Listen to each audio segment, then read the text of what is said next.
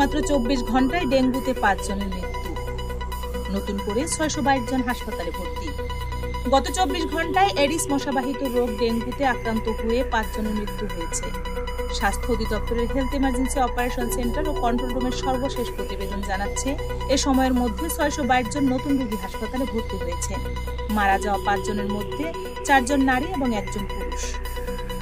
মঙ্গলবার সকাল 8টা থেকে বুধবার সকাল 8টা পর্যন্ত ভর্তি হওয়া রোগীদের মধ্যে ঢাকা মহানগর এলাকায় 199 জন, বরিশাল বিভাগে 131 জন, ঢাকা বিভাগের অন্যান্য জেলায় 104 জন, চট্টগ্রাম বিভাগে 98 জন, রাজশাহী বিভাগে 51 জন, ময়মনসিংহ বিভাগে 19 জন, খুলনা বিভাগে 14 জন এবং রংপুর বিভাগে 6 জন ভর্তি হয়েছেন।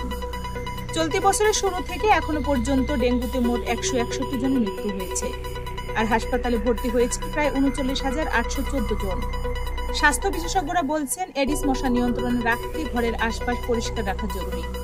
স্থির পানিতে যেন পানি জমে না থাকে তা নিশ্চিত করতে হবে। জ্বর, শরীরে ব্যথা, চোখের পেছনে ব্যথা দেখা দিলে দেরি না করে নিকটস্থ হাসপাতালে পরীক্ষা করার পরামর্শ। ডেঙ্গুর প্রকোপ বাড়ছে, সচেতনতা ও দ্রুত চিকিৎসাই পারে জীবন বাঁচাতে। এটাই ছিল বিআইএম নিউজের আজকের প্রধান প্রতিবেদন। পরবর্তী আপডেট পেতে সাবস্ক্রাইব করুন বিআইএম নিউজ চ্যানেল। দেখা হবে নতুন কোনো ভিডিওতে। ততক্ষণ ভালো থাকুন, সুস্থ থাকুন, নিরাপদে থাকুন। ধন্যবাদ।